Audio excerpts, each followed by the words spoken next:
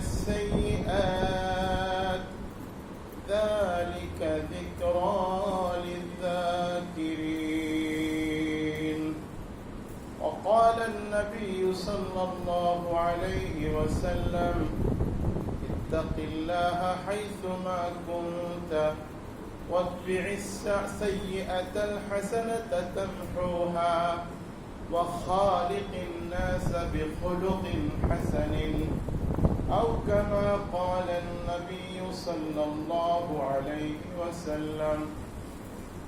اللهم صل على محمد وعلى آل محمد كما صليت على إبراهيم وعلى آل إبراهيم إنك حميد مجيد. اللهم بارك على محمد وعلى آل محمد كما باركت على إبراهيم وعلى آل إبراهيم إنك حميد مجيد. الحمد لله. সম্মানিত মুআজ্জাজ মুহতারাম মুরব্বিয়ান ইকরাম, সম্মানিত উলামা ইকরাম, প্রিয় এলাকাবাসী, ইমানদার, পরহেজগার, নামাজি, মুসল্লি ভাইরা আমার, সর্বপ্রথম সেই মহান আল্লাহ তাআলার দরবারে অসংখ্য শুকরিয়া জ্ঞাপন করি যে মহান রব্বুল ইজ্জত ওয়াল জালাল মেহেরবানি করে ভালোবেসে পছন্দ করে হায়াতে বাঁচিয়ে রেখে সুস্থতার সাথে সুন্দর পরিবেশে আমাদেরকে দুনিয়ার সর্বোৎকৃষ্ট জায়গা আল্লাহর ঘর মসজিদে এসে কোরআন ও হাদিসের কিছু আলোচনায় অংশগ্রহণ করার শরীক হওয়ার তৌফিক নসিব করেছেন। এই জন্য সেই মহান মালিকের দরবারে আমরা সকলে প্রাণ খুলে একবার বলি আলহামদুলিল্লাহ। মুআজ্জাজ মুহতারাম, আজকে পবিত্র জুমার দিন, সপ্তাহের শ্রেষ্ঠ দিন। জুমার দিন আল্লাহর কাছে অত্যন্ত দামি একটা দিন, অত্যন্ত ফজিলতপূর্ণ একটা দিন।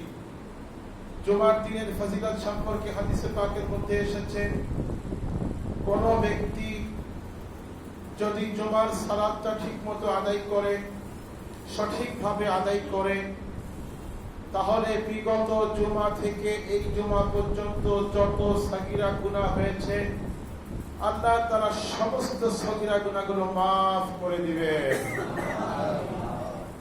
তাহলে কত বড় একটা বেনিফিট। জুমার দিনের ফজিলত সম্পর্কে আরো অনেক কথা আছে। জুমার দিনের মধ্যে এমন একটা সময় আছে যেই সময়ে বান্দা আল্লাহর কাছে যেই দোয়া করবে আল্লাহ সেই দোয়া কবুল করবেন। সুবহানাল্লাহ। একটা মুহূর্ত আছে, কিন্তু সেই মুহূর্তটা অস্পষ্ট রাখা হয়েছে। মুহাদ্দিসিনগণ বিভিন্ন ভাবে এটার ব্যাখ্যা করেছেন। কোন কোন মুহাদ্দিসিনরা ব্যাখ্যা করেছেন যে দুই খুতবার মধ্যবর্তী জায়গা এই সময়টা। আবার কোন কোন মুহাদ্দিসিনদের মত হলো আসরের পর থেকে মাগরিব পর্যন্ত, জুমার দিন আসর থেকে মাগরিব পর্যন্ত অস্পষ্ট আছে। তবে জুমার দিনের যে কোনো একটা সময় যদি বান্দার দোয়াটা টাইমের সাথে মিলে যায়, এক হয়ে যায়, তো বান্দা সকল দোয়া আল্লাহ তাআলা কবুল করবেন। তো জুমার দিনে আল্লাহ তাআলা আমাদেরকে হায়াতে বাঁচিয়ে রাখলেন। আবার আল্লাহ পাকের মহান হুকুম জুমার নামাজে আসার তৌফিক দিলেন। এটা একটা সৌভাগ্যের ব্যাপার। অনেক মানুষ আছেন, অনেক মুসলমানের সন্তান আছেন যারা কখনটা এমনই পোড়া, ভাগ্যটা এতই খারাপ যে তাদের এই জুমার দিনেও মসজিদে আসার সুযোগ হয় নাই। সময় হয় নাই তাদের। আল্লাহ তাআলা আমাদেরকে কবুল করেছেন, দয়া করেছেন। দেখেন, আপনি তো তাকেই আপনার ঘরে ডাকবেন, দাওয়াত দিবেন যাকে আপনি ভালোবাসেন, পছন্দ করেন। আপনার শত্রুকে কিন্তু আপনার ঘরে আপনি দাওয়াত দিবেন না, এটাই স্বাভাবিক। তো মহান আল্লাহ তাআলা যেহেতু আমাদেরকে তার ঘরে দাওয়াত দিয়েছেন, আমন্ত্রণ করে নিয়ে আসছেন, এতেই প্রতীয়মান হয় যে আল্লাহ আমাদেরকে ভালোবাসেন। এই জন্য বেজার না খুশি, কি বলেন? একটু জোরে সরে আল্লাহ তাআলার কাছে খুশি প্রকাশ করে আমরা কি করতে পারি? শুকরিয়া জানাইতে পারি। জোরে সরে বলি আলহামদুলিল্লাহ। সম্মানিত হাজিরিন, আমি আপনাদের সম্মুখে কোরআনুল কারীমের সূরা হুদের 114 নম্বর আয়াতখানা তেলাওয়াত করেছি। একটি হাদিস তেলাওয়াত করেছি, যে হাদিসটি তিরমিজি, আবু দাউদ সহ আরো অন্যান্য হাদিস গ্রন্থে উল্লেখ রয়েছে। হাদিসটি বর্ণিত হয়েছে আবু যার রাদিয়াল্লাহু তাআলা আনহু থেকে, আবু যার গিফারী রাদিয়াল্লাহু তাআলা আনহু থেকে হাদিসটি বর্ণিত। আবু যার গিফারী রাদিয়াল্লাহু তাআলা আনহু বলেন, একদা আমার প্রিয় হাবিব, আমার প্রিয় নবী মুহাম্মদুর রাসূলুল্লাহ সাল্লাল্লাহু আলাইহি ওয়াসাল্লাম আমাকে ডেকে বললেন, আবু যার, আমি তোমাকে 3টি নসিহত করতে চাই, 3টি উপদেশ তোমাকে দিতে চাই। দেখেন, বর্তমান জামানায় কেউ কাউকে উপদেশ দিলে আমরা রেগে যাই। আমাকে উপদেশ দিতে আসছো, আমি কি কম বুঝি? তোমার চেয়ে কম বুঝি আমি? আমাকে উপদেশ দাও। এরকম কথা বলি অনেক সময় আমরা। নসিহত শুনতেও চাই না, করতেও চাই না। কিন্তু সাহাবা ইকরামের অবস্থা এমন ছিল, সব সময় চাতক পাখির মতো উদ্গ্রীব হয়ে থাকতেন কখন আল্লাহর নবী নসিহত করেন, উপদেশ দেন। আল্লাহর নবীর পবিত্র জবান থেকে উপদেশমূলক কথা, নসিহতমূলক কথা কখন যে বের হয়, এই অপেক্ষায় থাকতেন। যখনই পেতেন তখন এটাকে অমূল্য রত্ন হিসেবে গ্রহণ করতেন, নিজের জীবনে বাস্তবায়ন করার সঙ্গে সঙ্গে শুরু করতেন। নসিহত নেওয়ার জন্য খুবই আগ্রহী ছিলেন। আবার রাসূল সাল্লাল্লাহু আলাইহি ওয়াসাল্লাম মাঝে মধ্যে সাহাবায়ে কেরামদেরকে নসিহত করতেন। তাহলে নসিহত করা আর নসিহত গ্রহণ করা উভয়ের পক্ষ থেকে আগ্রহ থাকতে হয়, তাহলেই সেটা কার্যকরী হয়, উপকারী হয়। যেমন আপনি কারো বাড়িতে বেড়াতে গিয়েছেন, যিনি যার বাড়িতে গিয়েছেন তারও আপনাকে খাওয়ানোর জন্য আগ্রহ আছে, আবার আপনারও খাওয়ার আগ্রহ আছে, ক্ষুধা আছে, চাহিদা আছে, তৃপ্তি আছে, রুচি আছে। তখন কিন্তু এই খাবারটা উপকারী হবে আপনার জন্য। কিন্তু যদি এমন হয় আপনাকে খাওয়াইতে চাই, শুধু দিতে চাচ্ছে, দিচ্ছে বারবার, কিন্তু আপনার মুখে রুচি নাই, আপনি খেতে চাচ্ছেন না, তাহলে কি হবে? এই খাবারটা পেটে হজম হবে না। যত দামি খাবারই হোক না কেন, পেটে গিয়ে বদ হজম হবে, আরো বেশি রিয়াকশন হবে, উল্টা হবে। সুতরাং আপনাকে নসিহত, নবীজির নসিহত আমি আজকে শোনাবো। যদি আপনাদের মধ্যে শোনার আগ্রহ না থাকে, তাহলে উপকারের জায়গায় অপকার হবে বেশি, বদ হজম হয়ে যাবে, ক্ষতি হবে বেশি। আর যদি শোনার আগ্রহ থাকে যে আমার প্রিয় নবীর নসিহত, যার মূল্য সমগ্র পৃথিবীর চাইতেও বেশি, এরকম দামি কিছু নসিহত নবীজির মুখ থেকে, জবান মোবারক থেকে বের হয়েছে, আমি আজকে শুনব এবং আমার জীবনে বাস্তবায়ন করব, আমল করব। এরকম আগ্রহ নিয়ে যদি আপনারা শোনেন, তাহলে ইনশাআল্লাহ তাআলা এর দ্বারা আমার আপনার দুনিয়া আখিরাতের জীবনে অনেক উপকার হবে, কল্যাণ হবে। দুনিয়া আখিরাতের সফলতা আমার আপনার জীবনে নেমে আসবে ইনশাআল্লাহ। এই 3টা নসিহত আমরা এখন শুরু করতে যাচ্ছি। আমাদের মধ্যে শোনার আগ্রহ আছে, কি বলেন? আলহামদুলিল্লাহ। আল্লাহ তাআলা যেন আমাদেরকে বুঝার এবং আমল করার তৌফিক নসিব করেন। সবাই বলেন আমিন। মুআজ্জাজ মুহতারাম, সম্মানিত আমার প্রিয় ভাইরা, রাসূলুল্লাহ সাল্লাল্লাহু আলাইহি ওয়াসাল্লাম বলেন, হে আবু যার, ইত্তাকিল্লাহ হাইসুমা কুনতা। প্রথম নসিহত, ইত্তাকিল্লাহ হাইসুমা কুনতা। আমার প্রিয় সাহাবী, তুমি যেখানেই থাকো, যে অবস্থায় থাকো, সর্ব অবস্থায় তুমি আল্লাহকে ভয় করো। ইত্তাকিল্লাহ মানে আল্লাহকে ভয় করা, এটাকে বলা হয় তাকওয়া। আর তাকওয়ার সংজ্ঞা হলো আল্লাহর ভয়ে সব রকমের গুনাহের কাছ থেকে বিরত থাকার নাম হচ্ছে তাকওয়া। তো নবীজি প্রিয় সাহাবীকে তাকওয়া অবলম্বন করার জন্য, আল্লাহর ভয় অর্জন করার জন্য উপদেশ দিলেন। তো এই উপদেশটা আমরাও এখন থেকে গ্রহণ করতে পারি। সর্ব অবস্থায় যেখানেই থাকি, যে অবস্থায় থাকি, আমরা আল্লাহকে সবচাইতে বেশি ভয় করব। আল্লাহর ভয়ে সব রকমের গুনাহের কাছ থেকে বিরত থাকবো বলেন ইনশাআল্লাহ। দেখেন আমরা আল্লাহকে কতটুকু ভয় করি, কে কতটুকু ভয় করি। অনেক মুসলমানের সন্তান আছে মশাকে যতটুকু ভয় পায় আল্লাহকে অতটুকু ভয়ও পায় না। ঠিক না ঠিক কি বলেন? মশা থেকে বাঁচার জন্য 500 টাকা খরচ করে সে মশারি কিনে, মশার আক্রমণ থেকে বাঁচার জন্য সে মশারি টাঙ্গায়, স্প্রে কেনে, কয়েল কেনে, জ্বালায়। কেন? মশার আক্রমণ থেকে বাঁচার জন্য। কিন্তু আল্লাহ পাকের আযাব থেকে বাঁচার জন্য 10 টাকা খরচ করে, 20 টাকা খরচ করে একটা কায়দা পারা কিনে কোন উস্তাদের কাছে গিয়ে একটু কোরআন শিখতে চায় না। তাহলে বোঝা গেল মশাকে যতটুকু ভয় পায় আল্লাহকে অতটুকু ভয়ও পায় না। এরকম মুসলমান আছে না নাই? কি বলে? ওই আল্লাহকে খুশি করার জন্য, রাসূলকে খুশি করার জন্য একটা টুপির দাম 40 টাকা 50 টাকা খরচ করতে রাজি না। যদি জিজ্ঞাসা করি ভাই টুপি কয়, কয় টুপি নাই। মোবাইল আছে, কে আছে, দাম কত, কয় 20,000। আল্লাহ আমাদের সকলকে বোঝার তৌফিক দান, সবাই কেন আমিন। ইত্তাকিল্লাহ হাইসুমা কুনতা, তুমি যেখানেই থাকো আল্লাহকে ভয় করো। দেখেন আমরা যখন মসজিদে আসি, যখন সমাজে যাই, তখন আমরা কিছুটা আল্লাহকে ভয় করি।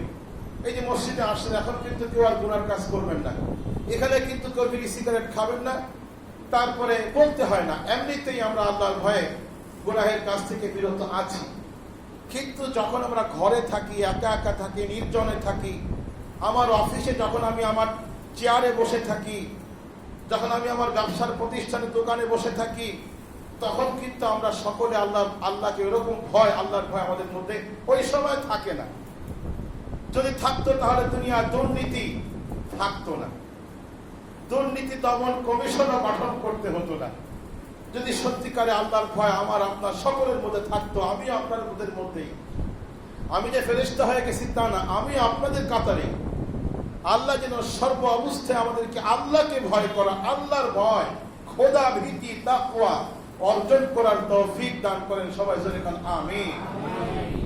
মুআজ্জাজ মুহতারাম, দেখেন আল্লাহর ভয় থাকলে মানুষের মধ্যে কিরকম পরিবর্তন আসে। ছোট্ট একটা ঘটনা শুনেন। ফারুক আযম ওমর ফারুক রাদিয়াল্লাহু তাআলা আনহুর জামানায় তিনি একবার কোথাও গিয়েছেন, একটা সফরে গিয়েছেন। তো সেখানে যাওয়ার পরে রাস্তা দিয়ে চলতেছেন, পথের মধ্যে ওনার খুব ক্ষুধা পেয়েছে। তো আমিরুল মুমিনিন তখন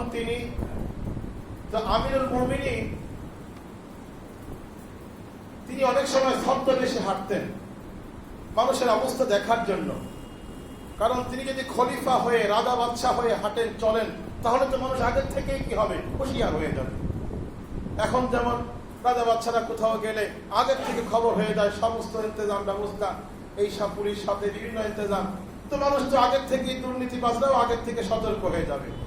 কিন্তু ওনারা ছদ্মবেশে চলতেন, মাঝে মধ্যে মানুষের অবস্থা লক্ষ্য করার জন্য, জানার জন্য। এরকম তিনি একা একা চলতেছিলেন। এক সময় তিনি একটা জঙ্গলের পাশে গেলেন। তোনার ক্ষুধা পেয়েছে, একটা রাখাল কিছু বকরি চড়াচ্ছে। তো রাখালকে বললেন, রাখাল, আমার তো ক্ষুধা পেয়েছে, আমি একজন পথিক মুসাফির, আমাকে একটু দুধ, তোমার বকরি থেকে একটু দুধ আমাকে খাওয়াতে পারবে? তখন ওই রাখাল বলল, মুসাফির, আপনি কে, কোথা থেকে আসছেন, আমি তো আপনাকে চিনি না, তবে শোনেন, এই বকরির মালিক তো আমি না, এই বকরির মালিক তো আরেকজন, আমি তো শুধু তার গোলাম, তার চাকর। এই বকরি চড়াবার দায়িত্ব আমার, কিন্তু আমার খাওয়ার অনুমতি আছে, কিন্তু কাউকে দেওয়ার অনুমতি নাই। তো আমি আপনাকে সরি দিতে পারলাম না, দুঃখিত। তো আমার ফারুক রাদিয়াল্লাহু তাআলা আনহু তাকে পরীক্ষা করার জন্য, টেস্ট করার জন্য বলল, একটা কাজ করো না, একটা বকরি তুমি আমার কাছে বিক্রি করে দাও, তাহলে তোমার একটা লাভ হবে কি, তুমি মালিককে বলতে পারবা যে বকরিটা বাঘে নিয়ে গেছে। সেই জন্য তো বাঘটা যেখানে সেখানে ছিল, বন জঙ্গল ছিল যেখানে সেখানে, একটা বকরি বাঘে নিয়ে গেছে। তো তোমার লাভ হবে, তুমি টাকাও পেয়ে গেলে, আমার লাভ হবে, আমি বকরির গোশত খাইতে পারবো, দুধও খাইতে পারবো, গোশতও খাইতে পারবো। এই কাজটা করো। তখন ওই রাখাল কি বলল, কি উত্তর দিল জানেন? বলল, আমি আপনার কাছে বকরি বিক্রি করে দিব, মালিককে বলবো আমার বকরি বাঘে নিয়ে গেছে।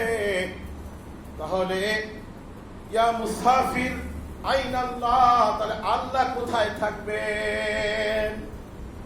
আমি এই কাণ্ড কারখানাগুলো করব, আমার মালিককে ফাঁকি দিব, আমার আসল মালিক আইন আল্লাহ, আল্লাহ কোথায় থাকবেন? আল্লাহ কি আমার অবস্থা দেখবেন না? তখন ওমর ফারুক রাদিয়াল্লাহু তাআলা আনহু বুঝলেন এইরকম রাখাল। তখন তিনি বললেন, তোমার মতো ব্যক্তি যতদিন দুনিয়ায় থাকবে অতদিন দুনিয়াতে কোনো অনিষ্ট হবে না। সুবহানাল্লাহ, কি বলেন? তো আল্লাহর ভয় যদি এরকম এসে যায়, যখন আমার কর্মক্ষেত্রে যখন আমি থাকবো, তখন আমি আর দুর্নীতি করতে পারবো না, ঘুষ নিতে পারবো না, সরকারি কাজে ফাঁকি দিতে পারবো না, স্বজনপ্রীতি করতে পারবো না, পক্ষপাতিত্ব করতে পারবো না। সব মানুষ যদি এরকম সৎ হয়ে যায়, তাহলে দেশটা, দুনিয়াটা সোনার দুনিয়া হয়ে যাবে, দেশটা সোনার দেশ হয়ে যাবে। ঠিক না বে ঠিক? কি বলেন? আল্লাহ তাআলা আমাদের সকলকে এরকম খোদা ভীতি অর্জন করার, তাকওয়া অর্জন করার তৌফিক দান করেন। সবাই বলে আমিন। মুআজ্জাজ মুহতারাম, যদি আমি তাকওয়া অর্জন করতে পারি। এবার আসেন, আজকে আমি একটু আপনাদেরকে বুঝাইতে চাই, তাকওয়া, খোদার ভয়, আল্লাহর ভয় কিন্তু আমাদের সবার মধ্যে কম বেশি আছে। বলবেন যে হুজুর আছে, না থাকলে আমরা মসজিদে আসলাম কিভাবে? প্রশ্ন আপনি করুন, আমিও বলবো যে হ্যাঁ আছে, কিন্তু কতটুকু আছে, কি পরিমাণ আছে? তাকওয়ার 6টা স্তর আছে। আসেন আজকে আমরা জানি যে আমি কোন স্তরে আছি, কোন স্তর পর্যন্ত আমি পৌঁছতে পেরেছি। 6টি স্তর আছে তাকওয়ার। 1 নম্বর স্তর হচ্ছে এতটুকু আল্লাহর ভয় থাকা যে কুফর এবং শিরক থেকে বিরত থাকে। লোকটার মধ্যে এতটুকু আল্লাহর ভয় আছে যে সে কুফরি করে না। কুফরি মানে হচ্ছে আল্লাহর অস্তিত্বকে অস্বীকার করা, আল্লাহর কোন জাত, সিফাত, গুণকে অস্বীকার করা, আল্লাহর ফয়সালাকে অস্বীকার করা, আল্লাহর বিধানকে অস্বীকার করা, এগুলোকে বলা হয় কুফরি। অর্থাৎ তার মধ্যে এতটুকু আল্লাহর ভয় আছে যে সে আল্লাহর কোন বিধানকে অস্বীকার করে না। নামাজ পড়ার দরকার, এটা সে স্বীকার করে, কিন্তু পড়ে না আক্ষেপের কারণে। বোঝা গেল সে তাকওয়ার প্রথম ক্লাসে আছে। যদি এমনটি বলে যে তার নামাজ পড়ার দরকার নাই, তাহলে বোঝা গেল প্রথম ক্লাসেও নাই। তাহলে প্রথম ক্লাস হচ্ছে কুফরি এবং শিরক থেকে বিরত থাকা, তারপর প্রথম স্তর। আর দ্বিতীয় স্তর হচ্ছে হারাম এবং কবিরা গুনাহ থেকে বিরত থাকা। তাকওয়ার দ্বিতীয় ক্লাস হলো হারাম থেকে এবং কবিরা গুনাহ থেকে বিরত থাকা। সে কবিরা গুনাহ করে না, হারাম করে না। যেমন নামাজ তরক করা কবিরা গুনাহ, জিনা, ব্যভিচার, চুরি, ডাকাতি, এগুলো কবিরা গুনাহ। তারপরে আপনার যৌতুক নেওয়া কবিরা গুনাহ, মাদক গ্রহণ করা কবিরা গুনাহ, এগুলো সে করে না। কিন্তু কখনো কখনো সগীরা গুনাহ হয়ে যায়। তাহলে বোঝা গেল এই লোকটা তাকওয়ার দ্বিতীয় ক্লাসে আছে। আর তৃতীয় ক্লাস হলো, আরেকটু উপরের ক্লাস হলো সগীরা গুনাহ থেকে বিরত থাকা। সগীরা গুনাহ তার থেকে কখনো হয় না। কখনো যদি ভুল ভ্রান্তিতে হয়েই যায়, সঙ্গে সঙ্গে সে তওবা করে, আর সে অনুতপ্ত হয়, লজ্জিত হয়, হায় হায় কি করে ফেললাম। তাহলে বোঝা গেল এমন যদি হয়, এই লোকটা তাকওয়ার তৃতীয় ক্লাসে আছেন। এবার আপনি চিন্তা করে দেখুন যে আমি কোন ক্লাসে আছি, তাকওয়ার কোন ক্লাসে আমরা আছি। 4 নম্বর ক্লাস হলো হারাম হালালের ব্যাপারে সন্দেহ আছে। কাজটা হালাল নাকি হারাম, এটা সন্দেহ আছে। এই কাজটাও সে করে না। তিনি তাকওয়ার 4র্থ ক্লাসে আছেন, একেবারে আরো উপরের ক্লাস। 5ম ক্লাস হলো, আরো উপরের ক্লাস হলো অনর্থক কাজ তিনি করেন না। হালাল হারামের তো কোনো প্রশ্নই নেই, কাজটা হালাল, কাজটা করলে কোনো গুনাহ নাই, কাজটা হারাম নয়, গুনাহের কাজ না, কিন্তু তারপরেও সে করে না, অনর্থক। যেমন ধরুন চার দোকানে বসে বসে আড্ডা মারা, কথার কথা, অনর্থক বক বক করা, যদিও গুনাহ নাই, যদি কোনো ফালতু কথা না বলে, মিথ্যা কথা না বলে, বসে আছে সবার সঙ্গে আড্ডা মারতেছে, যদিও এটা গুনাহ নয়, কিন্তু অনর্থক, যেহেতু কোনো ফায়দা নাই, দুনিয়াবি ফায়দাও নাই, আখিরাতে কোনো ফায়দা নাই। তাকওয়ার 5ম ক্লাসে যিনি আছেন উনি এই অনর্থক কাজটাও করবেন না। এবার আসেন তাকওয়ার 6ষ্ঠ ক্লাস কোনটা? তাকওয়ার 6ষ্ঠ ক্লাস হচ্ছে যে সমস্ত মুবাহ কাজ, জায়েজ কাজ হারামের দিকে টেনে নিয়ে যায়, কাজটা জায়েজ, কাজটা বাহ্যিকভাবে ভালো, কিন্তু এটা টানে কোথায়? আস্তে আস্তে হারামের দিকে টানে, ওই কাজটাও তিনি করেন না। উদাহরণ দিই, যেমন ধরুন আপনি টিভিতে খবর দেখতেছেন, খবর দেখা জায়েজ, খারাপ না, এটা দেশের একটা ভালো খোঁজ খবর আপনি নিলেন, কিন্তু টিভি দেখলে অনেক সময় মনটায় চায় একটু আরেকটু, মাঝখানে বেকার অ্যাড আসে, মেয়েদের অ্যাড আসে, তারপরে মাঝখানে এরপরে টিভি দেখলে, টিভি যখন আপনি চালাচ্ছেন, খবরটা একটু 5 মিনিট বাকি আছে, তো আরেকটু কিছু অন্য কিছু আসছে, দেখতেছেন বা দেখি, আস্তে আস্তে আপনাকে খারাপের দিকে টানবে। এই জন্য তাকওয়ার উপর ক্লাসে, সর্বোচ্চ ক্লাসে যারা আছেন তারা এই কাজটাও করেন না। এই কাজটা করলে এখন জায়েজ, এখন দেখা যাচ্ছে ভালো, কিন্তু আস্তে আস্তে খারাপের দিকে টানবে, এই কাজটাও তিনি করবেন না। এটা হচ্ছে তাকওয়ার সর্বোচ্চ ক্লাসে যিনি আছেন। তো আল্লাহ তাআলা আমাদের সকলকে তাকওয়ার সর্বোচ্চ ক্লাসে পৌঁছার তৌফিক দান করেন, সবাই বলেন আমিন। এটা অত্যন্ত কঠিন, অত্যন্ত কঠিন। যেমন আমি আরেকটা উদাহরণ দিয়ে বলি, যেমন অ্যান্ড্রয়েড সেট আর টাচ মোবাইল, এর মধ্যে অনেক ভালো কিছু আছে, বয়ান শোনা যায়, ওয়াজ নসিহত শোনা যায়, ভালো কিছু দেখা যায়, কিন্তু এই সেটটা এমন একটা জিনিস যে আপনি ভালো কিছু দেখতেছেন, এই ভালোর মধ্যে খারাপ ঢুকাই দিচ্ছেন, অটোমেটিকলি খারাপ চলে আসে। আবার হাতে যখন থাকে টিপাটিপি করতে মন চায়, যাই দেখি একটু ওদিকে, যাই একটু ওদিকে, ওদিকে আশপাশে একটু শয়তান আকর্ষণ করে। এই জন্য দেখবেন যারা খুব পরহেজগার লোক, উচ্চ পর্যায়ের পরহেজগার যারা, একেবারে সর্বোচ্চ পর্যায়ে যারা তাকওয়া অবলম্বন করে থাকেন, তারাই এই টাচ মোবাইল ব্যবহারই করেন না। ওই কি বলে, ওই টিপা ফোন, কি বলে এটাকে, বাটন ফোন, এটা ব্যবহার করে। এটা হচ্ছে সর্বোচ্চ পর্যায়ে। সেই পর্যায়ে আমরা বুঝতে পারি নাই, পৌঁছানো অনেক কঠিন ব্যাপার। তো যাই হোক, আমরা চেষ্টা করব সর্বোচ্চ পর্যায়ে পৌঁছতে। সর্বোচ্চ পর্যায়ে পৌঁছতে না পারলেও কমপক্ষে 2-1 ক্লাস তো আগাইতে পারবো। যদি আমি টার্গেট করি যে আমি 3য় ক্লাস পর্যন্ত যাব, তাহলে তো আমি 1ম ক্লাসেই হাঁপায় যাব। যদি আমার টার্গেট থেকে আমি 6ষ্ঠ ক্লাস পর্যন্ত যাব, তাহলে হয়তো কষ্ট মষ্ট করে 2য়, 3য়, 4র্থ ক্লাস পর্যন্ত যেতে পারবো। আল্লাহ তাআলা আমাদের সকলকে তাকওয়ার সর্বোচ্চ ক্লাস পর্যন্ত পৌঁছার তৌফিক নসিব করেন। সবাইকে জোরে বলেন আমিন। মুআজ্জাজ মুহতারাম, তাকওয়া অবলম্বন করলে কি লাভ হবে, মুত্তাকি হতে পারলে কি ফায়দা হবে, কি উপকার হবে, আল্লাহ তাআলা বলছেন সূরা আলাক, সূরা তালাকের মধ্যে আছে, ওয়ামান ইয়াত্তাকিল্লাহা ইয়াজআল লাহু মাখরাজা ওয়া ইয়ারযুকহু মিন হাইসু লা ইয়াহতাসিব ওয়া মান ইয়াতাওয়াক্কাল আলাল্লাহি ফাহুয়া হাসবুহ। আল্লাহ তাআলা বলতেছেন, যে ব্যক্তি তাকওয়া অবলম্বন করবে, তাকওয়া অর্জন করতে পারবে, খোদা ভীতি অর্জন করতে পারবে, ইয়াজআল লাহু মাখরাজা, আল্লাহ তাআলা বলছেন আমি তাকে কঠিন বিপদে, আপদে, বালা মুসিবতে, দুঃখ কষ্টে, যে কোনো পরিস্থিতিতে আমি তাকে উদ্ধার হওয়ার রাস্তা বের করে দিব। জোরে কান সুবহানাল্লাহ। আপনি কখনো কঠিন বিপদে পড়বেন না, পড়লেও আল্লাহ আপনাকে রাস্তা বের করে দিবেন। দেখেন, তাকওয়া অবলম্বন করতে গেলে, পরহেজগারি অবলম্বন করতে গেলে অনেক বিপদের সম্মুখীন হওয়া লাগে। একটা অফিসের মধ্যে মনে করেন, সবাই মনে করেন যে এদিক ওদিক করে, আপনি একা সেখানে ভালো থাকাটা কঠিন, অত্যন্ত কঠিন। এই কঠিনটাও যদি আপনি অবলম্বন করেন, তো আল্লাহ আপনাকে সেখান থেকে উদ্ধার হওয়ার, বাঁচার রাস্তা করে দিবেন। ওয়ারযুকহু মিন হাইসু লা ইয়াহতাসিব, আল্লাহ তাআলা বলেন যে আমি তাকে এমন রিজিক দিব, এমন জায়গা থেকে আমি তার রিজিকের ফয়সালা করব যে সে চিন্তাও করতে পারবে না আমি তাকে এমন জায়গা থেকে রিজিকের ব্যবস্থা করে দেবো। সুবহানাল্লাহ। মুআজ্জাজ মুহতারাম, আল্লাহ তাআলা আমাদের সকলকে তাকওয়ার অধিকারী হওয়ার তৌফিক দেন। সবাই আবার কোন আমিন। এবার আসেন 2 নম্বর, দ্বিতীয় নসিহতটা কি ছিল? ওয়াতবি'is সাইয়্যাতাল হাসানাতা তামহুহা।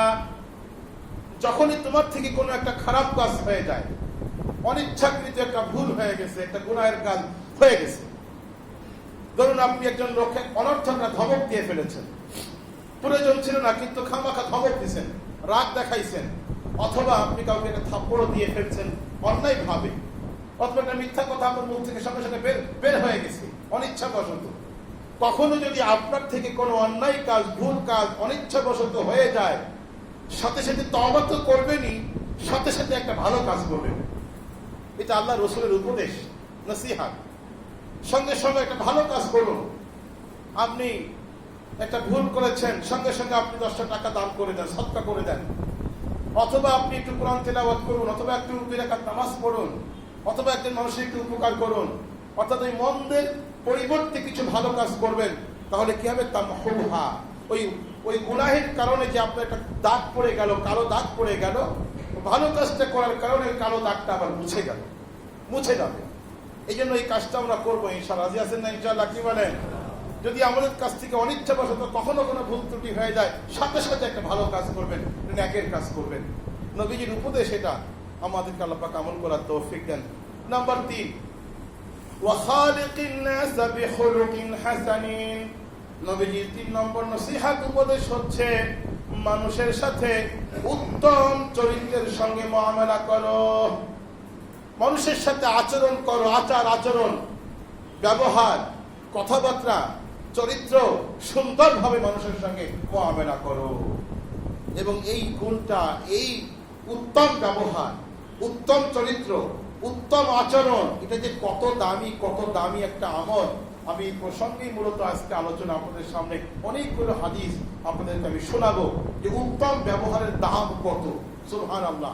রাসূলুল্লাহ সাল্লাল্লাহু আলাইহি ওয়াসাল্লাম বলেন, মা শাইউন আফকালু ফি মিজানিল মুমিনি ইয়াউমাল কিয়ামাতি মিন খুলুকিন হাসানি। নবীজি বলেন কিয়ামতের ময়দানে বান্দার আমল কিন্তু ওজন করা হবে, গুনাহ হবে না। কিন্তু গুনাহ হবে না কয় হাজার, কয় কোটি, 49 কোটি না কত কোটি, এই গুনাহ হবে না, কিন্তু ওজন করা হবে। ওজন, মিজানের পাল্লায় বান্দার আমলনামা ওজন করা হবে। অনেক সময় দেখবেন যে কিছু বস্তু আছে একেবারে ওজনে হালকা, 1 বস্তা লোহা, কি বলেন, 1 মণ আপনার তুলা, একেবারে বিশাল বস্তা হয়ে যাবে। ও 1 মণ মুড়ি বিশাল বস্তা হয়ে যাবে, কিন্তু 1 মণ লোহা সামান্য। তো কিয়ামতের ময়দানে বান্দার আমলকে ওজন করা হবে।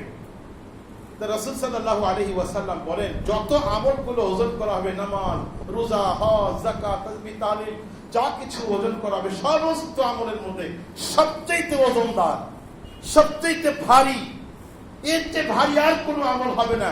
সেটা হচ্ছে বান্দার উত্তম আখলাক, উত্তম চরিত্র, তার আচার ব্যবহার, চাল চলন, মানুষের সঙ্গে তার আচার ব্যবহারটা যদি সুন্দর হয়, এই আমলটা সবচেয়ে ভারী হবে। সুবহানাল্লাহ। আল্লাহ তাআলা আমাদের সকলের আখলাক সুন্দর করার তৌফিক দেন। সবাই বলেন আমিন। অন্য রাসূল সাল্লাল্লাহু আলাইহি ওয়াসাল্লাম বলেন, ইন্নামা বুইসতু লিউতাম্মিমা মাকারিমাল আখলাক। উত্তম চরিত্রের বাস্তব নমুনা দেখানোর জন্যই আল্লাহ তাআলা আমাকে দুনিয়ায় পাঠাইছেন। উত্তম আখলাক, উত্তম চরিত্র কেমন হয় তার দৃষ্টান্ত, তার নমুনা, এটাই বাস্তবায়ন করে দেখানোর জন্য আল্লাহ আমাকে পাঠাইছেন দুনিয়াতে। নবীজি বলতেছেন, তো নবীজি যে উদ্দেশ্যে দুনিয়াতে আসছেন উত্তম আখলাক দেখানোর জন্য, সেটা কত দামি একটা আমল। আর এক হাদিসের মধ্যে আসছে, ইন্না মিন খিয়ারিকুম আহসানুকুম খুলুকা। নবীজি বলেন, তোমাদের মধ্যে উত্তম কে জানো? তোমাদের মাঝে সবচেয়ে উত্তম ব্যক্তি কে? তো সাহাবীরা বললেন যে আল্লাহ রাসূল ভালো জানেন। তখন আল্লাহ রাসূল বললেন, তোমাদের মধ্যে উত্তম হচ্ছে ওই ব্যক্তি যার আখলাক সবচেয়ে উত্তম। দেখেন, এই দুনিয়াতে আপনি নামাজি, হাজি, হজ করনেওয়ালা, যাকাত দেনেওয়ালা, জুব্বা, টুপি, পাগড়িওয়ালা অনেক লোক পাবেন, কিন্তু আখলাক সুন্দর, আচার ব্যবহার সুন্দর, মানুষের সঙ্গে মুআমালা মুআশারাত সুন্দর, এরকম লোকের সংখ্যা খুবই কম পাওয়া যাবে। আল্লাহ আরেক হাদিসের মধ্যে আসছে, ইন্না মিন আহাব্বিকুম ইলাইয়া ওয়া আকরাবিকুম মিন্নি মাজলিসান ইয়াউমাল কিয়ামাতি আহাসিনুকুম আখলাকা। কিয়ামতের ময়দানে আমার সবচেয়ে কাছে এবং আমার সবচেয়ে প্রিয় হবে ওই ব্যক্তি যার আখলাক সুন্দর হবে। যার আখলাক যত সুন্দর হবে সে আমার তত কাছে থাকবে এবং আমার কাছে তত প্রিয় হবে। আল্লাহ তাআলা আমাদের সকলের আখলাককে সুন্দর করে দেন। আরো দু একটা হাদিস আপনাদেরকে শোনাই আমি। মান তারাকাল কিযবা হুয়া বাতিলুন বুনিয়া লাহু ফি রাবযিল জান্নাহ। অনেকে ঘুমাইতেছেন, একটু আশপাশে একটু নাড়াচাড়া দেন। কথাগুলো হয়তো আজকে ভালো লাগতেছে না আপনাদের, কারণ কি এগুলো তো দরকারি কথা, কি বলেন? আল্লাহু আকবার। গল্প কইলে ঘটনা কইলে ভালো লাগে, কিন্তু এগুলো তো হচ্ছে প্রয়োজনীয় কথা। আল্লাহ রাসূল বলেন, মান তারাকাল কিযবা হুয়া বাতিলুন বুনিয়া লাহু ফি রাবযিল জান্নাহ। যে ব্যক্তি মিথ্যা বর্জন করবে আল্লাহ তার জন্য জান্নাতে একটা বালাখানা তৈরি করবেন। আর যে ব্যক্তি হকের উপর থাকা সত্ত্বেও, ন্যায়ের উপর থাকা সত্ত্বেও ঝগড়া বর্জন করার জন্য, ঝগড়াকে এড়িয়ে চলার জন্য সে তার হককে ছেড়ে দেয়।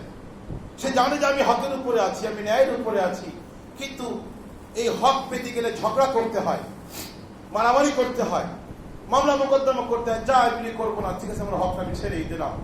এরকম যে ব্যক্তি হবে তার জন্য বুনিয়া লাহু ফি ওয়াসতিহা, আল্লাহ তাআলা তার জন্য জান্নাতের ঠিক মধ্যখানে একটি বালাখানা তৈরি করবেন। সুবহানাল্লাহ। মধ্যখানে, ধরুন দেশের মধ্যখান হয় রাজধানী, তাই না? আবার রাজধানীর মধ্যে কিন্তু আবার কিছু কিছু জায়গা আছে বেশি দামি কম দামি। দেখেন, ওমান হাসানাল খুলুকা বুনিয়া লাহু ফি আলাহা। আর যেই ব্যক্তি তার আখলাককে সুন্দর করবে, চরিত্রকে সুন্দর করবে, আল্লাহ তাআলা তার জন্য জান্নাতের সবচেয়ে দামি জায়গার মধ্যে একটা বালাখানা তৈরি করে দিবেন। সবচেয়ে দামি জায়গার মধ্যে। আল্লাহ আমাদের সকলের আখলাককে সুন্দর করে, সবাই কবুল করুন, আমিন। আরেকটা হাদিস বলেই শেষ করে দিচ্ছি। একদা রাসূলুল্লাহ সাল্লাল্লাহু আলাইহি ওয়াসাল্লামকে জিজ্ঞাসা করা হলো, ইয়া রাসূলুল্লাহ, ওই জনৈক মহিলা, এক মহিলার নাম নিয়ে বা এক মহিলার দিকে ইঙ্গিত করে বলা হলো, জনৈক মহিলা, সে অনেক নফল পড়ে, রাতভর নফল পড়ে, আর প্রত্যেক দিন সে রোজা রাখে, অনেক আমল করে, পর্দাও করে, সমস্ত বিধিবিধান, আল্লাহর বিধিবিধান তো মেনে চলেই সে, আর অনেক নফল ইবাদত সে করে, কিন্তু তার মুখের ভাষাটা খারাপ।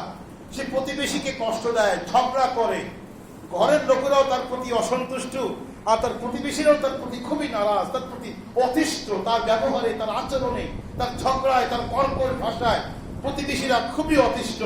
হুজুর, তার ব্যাপারে কি ফয়সালা, কি হুকুম? রাসূল সাল্লাল্লাহু আলাইহি ওয়াসাল্লাম বললেন, যদিও সে অনেক আমল করে, রাতভর নফল পড়ে, দিনে রোজা রাখে, তাসবিহ তাহলিল করে, পর্দাও করে, তারপরও তার আচরণ খারাপ হওয়ার কারণে, ব্যবহার খারাপ হওয়ার কারণে, প্রতিবেশী তার প্রতি অসন্তুষ্ট থাকার কারণে, হিয়া মিনান নার, সে জাহান্নামী, সে জাহান্নামী। একজন মহিলা দিয়ে বোঝানো হয়েছে, সবাই এর মধ্যে আসি আমরা। আবার বলা হলো আরেকজন মহিলার দিকে ইঙ্গিত করে বলা হলো, আর অমুক মহিলা আছেন এরকম যে তিনি তেমন বেশি নফল পড়েন না, শুধু ফরজ ওয়াজিব মুস্তাহ সুন্নাতে মুআক্কাদা এতটুকুই পর্যন্ত সীমাবদ্ধ, নফল রোজাও রাখেন না, নফল নামাজও পড়েন না, শুধু ফরজটাই করেন, ওয়াজিবটাই করেন, কিন্তু তার মুখের ভাষা এত মিষ্টি যে তার প্রতি কারো কোনো অসন্তুষ্টি নাই, কেউ তার প্রতি নারাজ না, সে কাউকে কখনো কষ্ট দেয় না, প্রতিবেশীর সঙ্গে ঝগড়াঝাটি করে না। হুজুর, তার ব্যাপারে কি হুকুম? আল্লাহ রাসূল বললেন, হিয়া মিনান নার, সে জান্নাত, হিয়া মিনাল জান্নাহ, হিয়া মিনাল জান্নাহ, হিয়া মিনাল জান্নাহ, সে জান্নাতি, সে জান্নাতি, সে জান্নাতি। দেখুন, সুবহানাল্লাহ। মুআজ্জাজ মুহতারাম, দেখেন, ইসলামের সবচেয়ে গুরুত্বপূর্ণ বিষয় কোনটা? যে কাজটা সার্বক্ষণিক আমাদের করতে হয়, এমন কি আমল আছে বলতে পারেন? যে কাজটা বেশি বেশি করতে হয় ইসলামের? আল আদাবুল মুফরাদ নামে একটা গ্রন্থ আছে, ইমাম বুখারী রাহমাতুল্লাহ আলাইহি রচনা করেছেন। ওখানে একটা হাদিস আছে, সেখানে আছে যে ইসলাম হচ্ছে 3 জিনিসের নাম। কয় জিনিসের নাম? 3টা জিনিসের নাম হচ্ছে ইসলাম।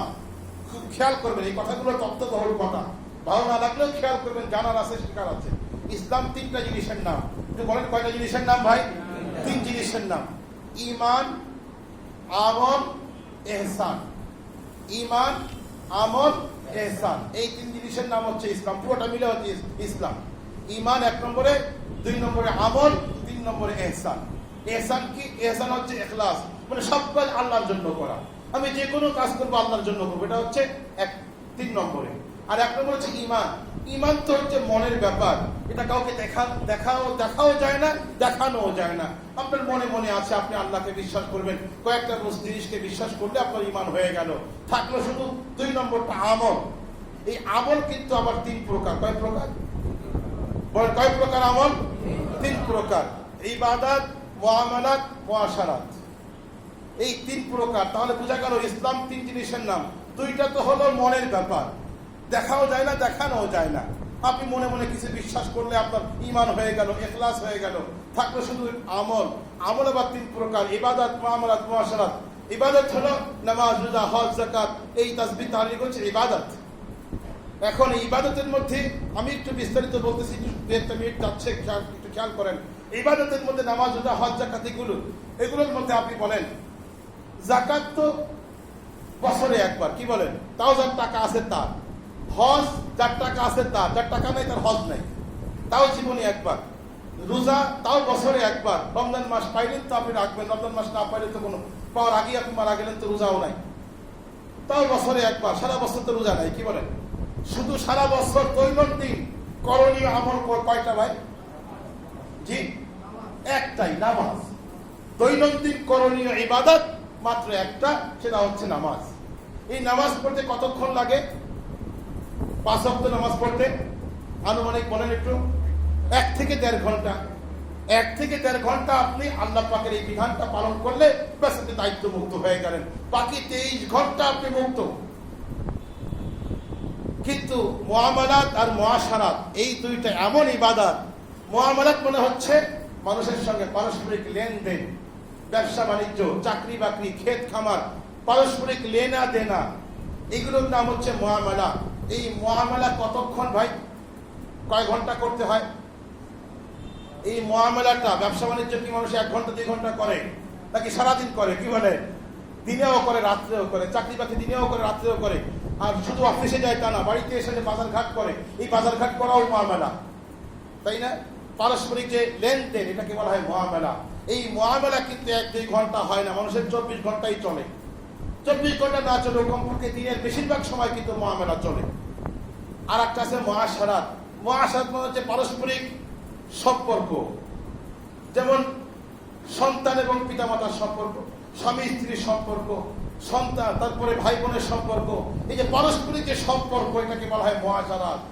সুতরাং এই সম্পর্ক কিন্তু 24 ঘন্টা। আপনি আপনার স্ত্রীর সঙ্গে হয়তো আছেন, না হয় সন্তানের সঙ্গে আছেন, না হয় প্রতিবেশীর সঙ্গে আছেন, না হয় আপনি কারো না কারোর সঙ্গে আপনি আছেন, কারোর সঙ্গে আপনি মুআমালা করতেছেন। এই মুআমালার ক্ষেত্রে আপনাকে আল্লাহর হুকুম ফলো করতে হবে। তাহলে বোঝা গেল এই ইবাদত মাত্র 1-1.5 ঘন্টা করলেই হয়ে যায়। আর যেই কাজটা মানুষের সঙ্গে সম্পৃক্ত, লেনদেন, আচার আচরণ, এগুলো করতে হয় 24 ঘন্টা। তাহলে কি এর থেকে বোঝা যায় যে মানুষের সাথে সম্পৃক্ত যে সমস্ত ইবাদত, আখলাক, আচার আচরণ, এইটাই সবচেয়ে বেশি গুরুত্বপূর্ণ আল্লাহর হকের চাইতেও। আল্লাহ তাআলা আমাদের সকলকে এই মুআমালাত, মুআশারাত, আখলাককে সুন্দর করার তৌফিক দান। সবাই যেন বলেন আমিন। ওয়া আখিরু দাওয়ানা আনিল হামদুলিল্লাহি রাব্বিল আলামিন। যারা সুন্নাত পড়েন নাই, 4 রাকাত কাবলা জমা পড়ে নেই ভাই।